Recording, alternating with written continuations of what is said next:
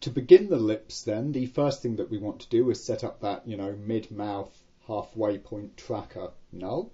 Obviously we've already seen this, we know how to do it, but what I want to point out is a bit of a note on how we're putting it into this rig. With the simpler face, what we had were just, bones and nulls all just stuck together in a single, continuous rig. With this guy, you can see here in the scene editor that we are going with a different convention, where we are doing that thing of having a control rig hierarchy that contains of all of our nulls that will actually be our controllers.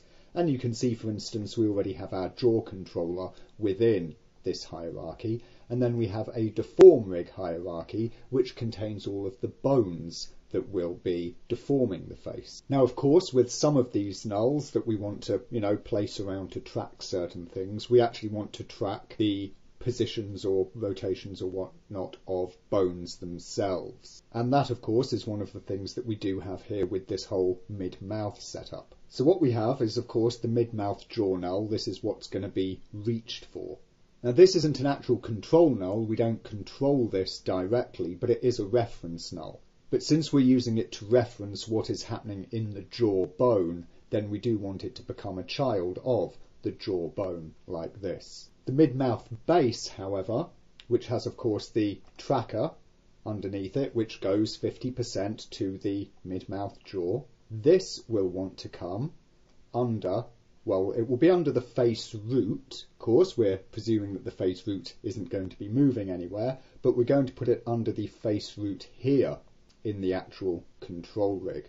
That means, of course, that any nulls that come off of this that will become controllers are then part of the control rig hierarchy. And consequently, with that all set up there, we'll just do our little housework of keeping it clean and hidden. We can see that we've got our mid-mouth null there that's marking out the, mid position for the mid-lip, mid-mouth, whatever you want to call it. And that's all operating quite nicely. So with that in place, we can then begin moving on to the rest of the lips. Next, we'll just jump ahead here, and you can see what I've done is to lay in the control nulls that are, of course, going to be our, our lips there, like that. Pretty much the same thing that we already saw on the other head, but with a few little differences. First of all, notice that, we've got the mid, but then we've got 2 controls along the length of the lip rather than just the one. So we're getting more detail. We're going to have a, higher fidelity set of control, if you will. We're going to be able to do more things. Specifically, this will help us with things like when we want to create, little creases at the corner of the mouth. We'll be able to really just tuck, these 2 nulls in there, and that'll give us really nice finite control over the mouth corner, which of course when you're doing certain expressions or especially in speech can be very important. So we have that little adjustment added in there as well. So let me just show you the structure of this, because I've also made a couple of little differences in the way that we set up the structure. We've still got the same thing where, we've got the mids, which are the child of that mid-mouth halfway tracker null. We have, of course, got things under bases here so that we can orient the bases. That way, of course, we have the main controllers just have parent axes that already go off in the direction that we're wanting them to. So that's good. We have, of course, again, got a low lip root and an up lip root, which are the parents of the upper lip null set and the lower lip null set.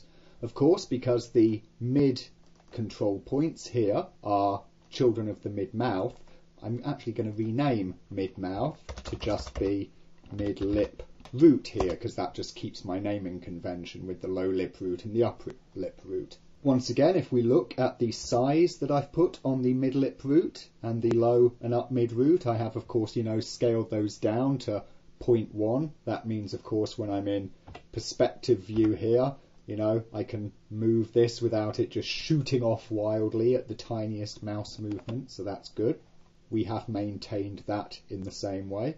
The one thing that you might have noticed, and if not, let me draw your attention to it now, is this, the jaw track. What is this? Well, of course, remember in the last rig, in the simple face, the low lip root was a child of the jaw, okay, because we want the lower lip to go with the jaw, and we want exactly the same thing to happen here. But let's remember, of course, as we just mentioned, we're doing this separated out rig where we've got a control rig of nulls and we've got this, you know, deform rig which contains all of our bones. So if we were to make that a child of the jaw, we'd then have controls, you know, across these two hierarchies, which isn't necessarily bad. It won't break, but it's untidier, and as long as we're doing this rigging style, we, you know, really don't want to do that because it sort of puts an end to the whole organization that we're trying to build here. So what is this jaw track? Well, quite simply, the jaw track, if we just look at it here, is a null, which, you guessed it, is tracking the jaw. If we bring up its motion options, we see that its position is the jawbone, it's following that, and its rotation is the jawbone, it's following that. This means, of course, then, that when we operate our jaw control here, the jaw track goes along with it, and hence, of course, our low lip root is a child of the jaw track, so it is equivalent to having our low lip root as a child of the jaw. Last couple of little things. Well, these base nulls, which are, of course, the in-betweens that are, if we bring up the scene editor again, they are, of course, you know, just children of the low lid M_M, the mid position of the low lip, and of course of the up lip, just as we had before, but of course instead of constraining 50% to the lip mid controllers, they constrain 1/3 and 2/3 respectively. What I've also done, if we bring up the motion options and we look at those positions, notice that I've got little adjustments here in the plus entry for the same as item constraint. That is just so as, if I bring up the texture again, the wireframes, sorry, is that, of course, this allows me to have positioned those into the lip here. You see, it just gives me that little offset that lets me position them where I want them precisely in the lip.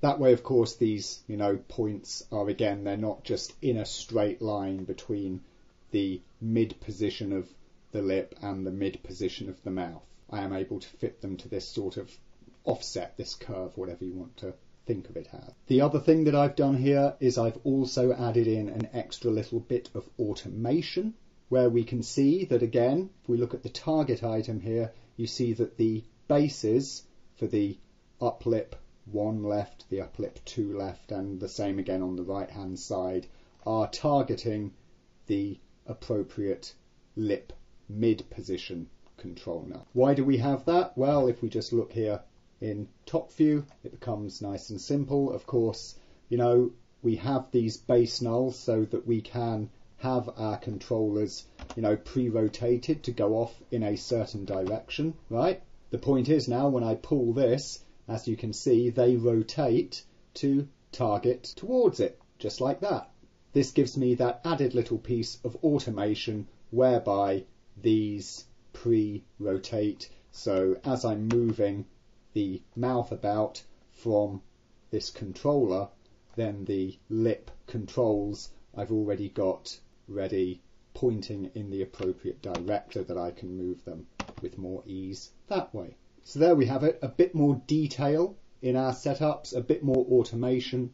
Otherwise, what we have got set up here for the basic lip control structure is pretty much identical to what we had before. It's just that little bit, you know, further along, that little bit more advanced.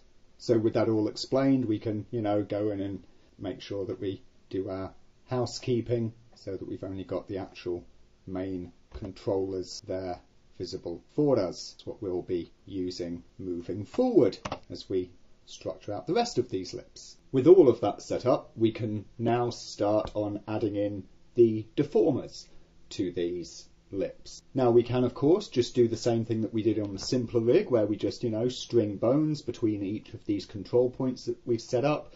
That will be cool. It looked pretty good on the last one. It will be just as good on this one, with the exception of course that we have a couple of extra bones, so we have that control for additional definition. But what I'm going to do here is I'm going to do an alternate way of setting up the deformers on the lip, so we can see another option that's available to us and the kinds of differences that will produce. So what we're actually going to employ here for these lips is a spline.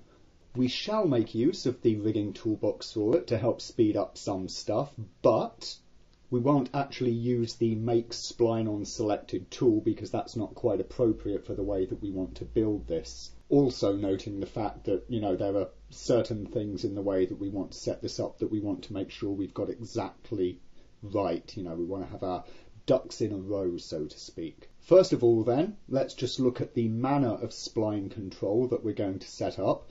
There are of course two ways that you can do this. You can either create one continuous spline, a closed spline, that goes around all of the lip controls, top and bottom. That would give you this, one continuous ring of bones, deformers, whatever we're going to put in it. And that's certainly an option. Generally, I tend to find that doing that leaves you with little problems at the corner of the mouth. Not problems as in things working incorrectly or breaking, but problems in the sense that you wind up in a situation where getting tight corner definition becomes a little bit harder. Now you can of course work around that, imposing of course by using these controls to pull in a tight corner definition like that. But one of the things that you do get with spline control of course in Lightwave is that when you start to pinch the control nodes together, it can make the spline buckle. And as such, whilst using one continuous closed spline for the full lip section can work okay, what I personally tend to prefer is to have an individual spline for each lip, and so that's the method that we're going to use here. So the first thing to do then is actually put in the nulls that are going to be the spline. So I'll just add a null. I'll call this top lip, call it S for spline, and root, so we can see that we've got that there. Now the control nodes that will actually, let us shape the spline, well, we're going to constrain those to our lip controllers. So we want the same number, and even though this is for the top lip, we want to start at the corners. So if you count them, that's 7. So let's add a null. We'll call this, for brevity, I'm just going to call it TLS, top lip spline 1. We'll go TLS2 and TLS3, and bingo, what do you know, 7 of them, all the way up to TLS7. So there we go. I'll take these 7 nulls, just parent them here under the top lip S root, take that in turn and parent it to the up lip root there. Now look at me, I've called it top lip rather than up lip. Never mind, I'm sure we all understand what's what. I'm just going to reset its value in, position and scale and rotation. Does it make a huge difference if I don't do that? Probably not, but just for tidiness, it's nice to do that. So next I'm just going to line up these nulls and get them following properly. So I take 1 and 2, 3, 4, all the way through to the 7th here. Click Stored Assignee over there, and then I can select the 1, 2, 3, and again 4, 5, 6, and 7. Just hit Pos item and world position, and there we go. So these guys are now constrained to our controllers there. What you should be starting to see at this point is it's very similar to, of course, how we did the eyebrow, the actual brow line in the simpler rig. We're using largely the same mechanism here. And one thing that we want to think about, of course, now is how we're going to lay stuff on this spline. We could, of course, just add the bones and, make the bones controlled by the spline. That would be the simplest and most obvious way of doing it. However, if we do that, of course, what we get is the need to put those bones in a chain, a hierarchy. So, of course, we can't then be scaling them. They've just got to move along the spline. And we've also then got the fact as we saw in the spline control detail video, that sometimes when you've got these very small splines, and you know, the mouth here, it's only like 100 mm or somewhat across, possibly not even that big. Splines can misbehave when you get them down at a small scale. And of course, if we're going to be handling the rotations, as we can twist and, you know, fold our lip rather than just move the controls, then we don't want bones, you know, spinning or doing anything like that. As such, all we want is for the spline control to give us our positioning. And so for that, we're going to stick nulls onto our spline, and then we'll constrain bones within those nulls. So let's begin adding nulls, but just before we do, let's think about how many we want. Now, the obvious choice is to have, you know, again, one for each of these positions, right? Another 7 nulls, 7 bones strung between. And that's fine, we can do that. There's, you know, nothing wrong with using the exact same number. But of course, once we've got things on a spline, and we're obviously going to use distributing the length across the spline, we don't have to have the same number of bones as we have controllers. I could make this 2 bones, just 1 and 2. I could make it 4, 2 on this side and 2 on that side. Or I could make it more. And that is what I'm actually going to do in this situation, just to demonstrate it. Show you that we can have more definition in the bones than we effectively have in the controllers. We can have a higher or lower deformer resolution than we have controller resolution, if you take my meaning. So I'm going to do an even number. I'm going to have 5 on each side, plus I need 1 to act at the tip. Yep, like the goal at the end of the splines, as it were. So we'll create 11 nulls in total. So I'm going to call this TLT for top lip track 1. And you guessed it, we're just going to go through all the way until we get a grand total of 11 here. Now I'm also just going to add another null, which I'm just going to call TLT root here. This isn't absolutely necessary. I'm just doing this for tidiness in my rig, just as I've got a little, you know, thing there that just keeps them together. It's really just a grouping null as opposed to an actual, you know, mechanically or rig necessary null. So I'm going to take my TLT root and make it a child of the uplip root. Again, make sure that it's all reset everywhere like this. You can begin the spline at either side, really. I'm going to begin it over here.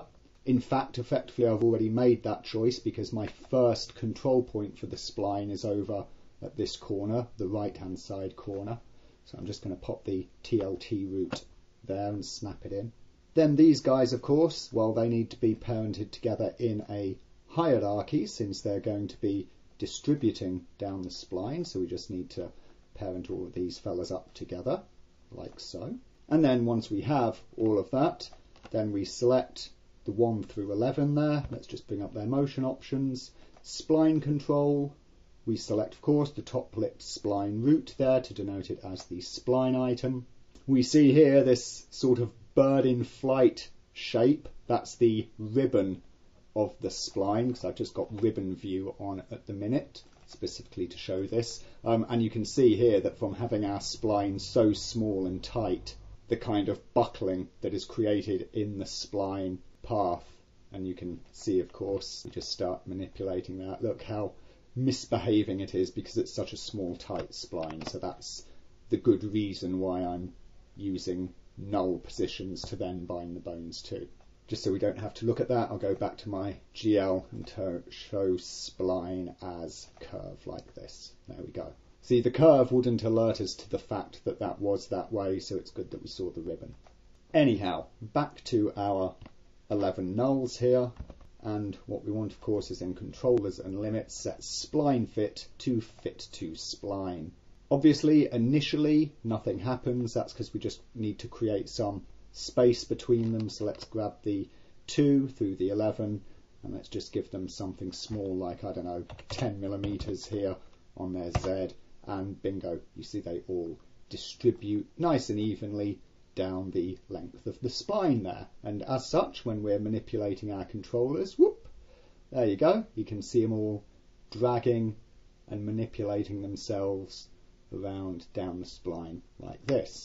which is delightful. So next we're going to be wanting the bones. So we've got the face root. I'm going to add a bone to that. I'll call this the up lip root.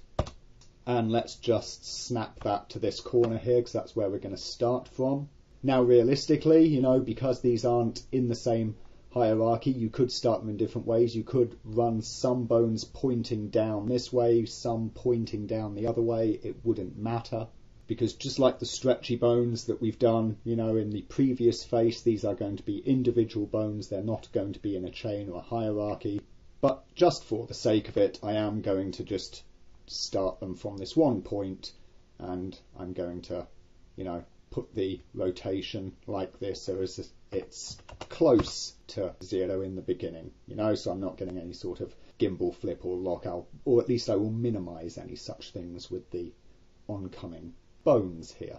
Okay, so there we've got the root bone, and then I'm just going to add enough to fill these gaps. It's not going to be 11, because of course the 11th null was to get the tip point. What I want is 10, because of course I'm filling 10 gaps. So 1, 2, 3, 4, 5, and then 5 down the other side. So it's the uplip 1, the uplip 2, uplip 3. There we go, all the way through to uplip 10. Then, of course, each of these guys needs a tip bone.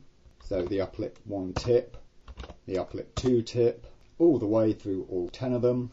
Then, obviously enough, we grab the 1, 2, the 3, 4, etc. all the way down to all 10 of them. There, we do a stored assignee. Then we come to the nulls here.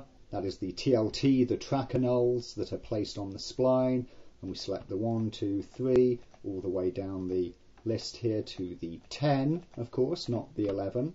And we hit pos item and world position, and there they all are. We then select the 2, the 3, the 4, all the way down to the 11th. So the last 10, set those to be the targets. We then select all of the tips, just in order like this, of course. Store those as our assignees. Get again the 2 all the way through to the 11th of the tracker nulls here. Set them to be the goals.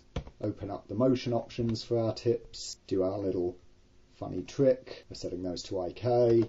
Keyframing their positions, putting them back to keyframes again.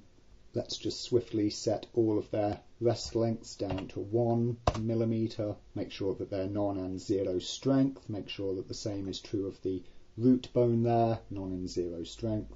Grab all of our main actual bones here and set their rest lengths. Finally popping open the motion options for them and taking their scale over to IK. And there we have it. You see that we've now got those bones distributing themselves down the spline, but of course also stretching as they need to reach their way down the spline, behaving quite nicely like that. Of course, we create a weight map for the upper lip there. We just get the main geometry for the minute that looks like it's going to be applicable. Select our deforming bones here, make sure that they get the lip up map, set them to 100% strength, and then we'll just take the entire chain that we've put in and rest it.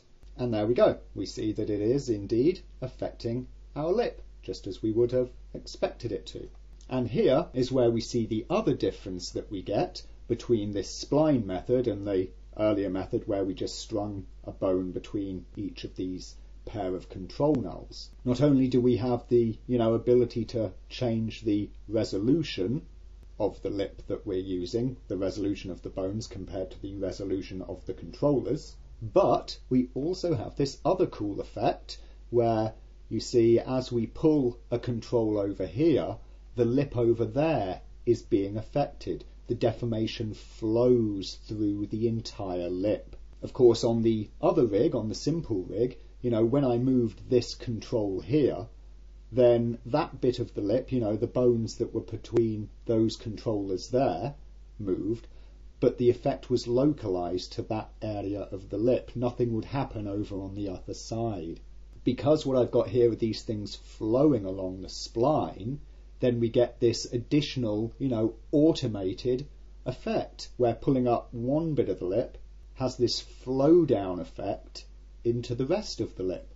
Now, which is better? Which is more correct? Well, There is no fixed answer to this. Depends what you like, depends how you like animating. Some animators might find this really annoying. They might say, okay, I really want the lip, positioned exactly here, and then I want this bit of the lip positioned exactly there, but oh no, now that's been adjusted. Grr, I hate this. Whereas other animators might really, appreciate the fact of this, additional little bit of automation that you get that gives you this nice, subtle posing effect that works across the entire lip when only posing the one controller. So really what we see between this and the lip that we did on the simpler rig isn't just simply a different way of doing the same thing. We see that we do get a manifestly different outcome. The last thing then to do is to set up the twisting of the lip, because at the minute, when we turn our controllers, we've got no bank adjustment, right? Because we can have, let me just show this again, we still can get these and twist them on their bank to, curl our lip, right? We still want that control available to us. It's that sort of thing that will let us, purse and fold the lip for different poses, right? Now, obviously, if I had the same number of bones as I do controllers, then it would just be a simple matter of taking one bone to one controller and just, follow the bank using same as item. But of course, as it happens here, I've got a different number. And so that is going to require just a little more jiggling about to make sure it works correctly. So first of all, at the corners here, well, I may as well have these turn completely with that corner controller, right? That seems like an agreeable thing. So I'll select the first bone here. At least I'll try my best. There's a lot of things in the way. It is probably easiest at this point if I just take all of those spline and, tracker nulls, lock them and hide them, because of course we don't really need to do anything with those right now. I can also do the same with the root and the tips there on my actual lip bones. I'll make my selections a bit easier. So get the first and the last, stored assignee, get the right corner and the left corner. Make sure that we've only got bank selected, and let's hit rot item. So now the bank rotation here is, let's get the mesh so as we can see it. The bank rotation here is controlling the bank rotation there. So as I remember that they're done, I'll just hide and lock those bones away now. The next most sensible thing, well, is going to be the center here, right? I've got one bone either side of the center controller. So let's get both of those, store them, and give them the lip mid here, or the central lip controller as their rot item on bank. Again, we'll just confirm it to be sure there, and that is quite correct. So we can hide and lock those, and then what we see is that we've just got this last little, weird divvying up where we've got two controllers and we need to distribute their bank rotations across 3 bones. Given this, the easiest way I think is to take this bone and this bone, we'll store them and we'll give them as their controllers, this controller and that controller. So they're just getting that by 100%, lock and hide them. Then we'll get this bone and this bone, store those fellas. That can have this controller and this controller as their rot items at, fully 100%. And then that just leaves us this little 2 in-between bones here. Unfortunately, I can't use constraints on these because what I really want to do on this bone is to get half of this bank rotation and half of that bank rotation and just add them together. So what's the easy way to do it? Well, either you can do it with nodes or you can do it with an expression. In this case, I'm going to do it with an expression. So bring up my good old graph editor here, create a new expression.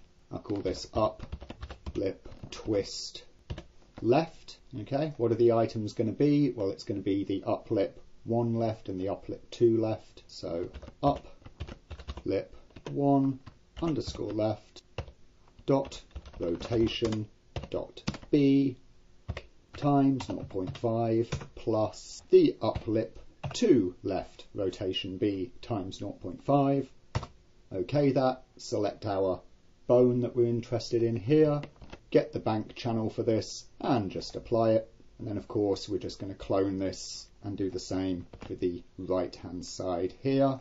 Obviously getting the right hand side bone and just applying this expression to its bank channel there. And what we see of course is that now that follows a bit with that one and a bit with that one, so it goes halfway between the two.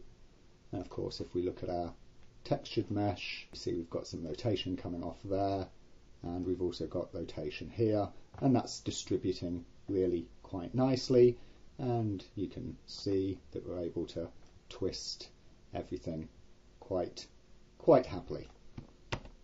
And so there we have it. With the last of those bones locked and hidden, we've got our lovely lip here that we can, pose at it, bring it out, and of course you're able to grab it and turn it like this when you want to, twist or shape the lip in that way. And that all works out pretty well. Of course, these controllers don't really need anything but their bank in terms of their rotation, so I can just deactivate the heading and pitch there, and you can roll the entire lip at once just by grabbing all of them and bank twisting like that. And of course we can see that lip now playing into our jaw here. You see of course when our jaw goes side to side, our lip slides side to side as well. That's one of the other effects that we get of course by distributing these things down the length of a spline. So far that's looking pretty good.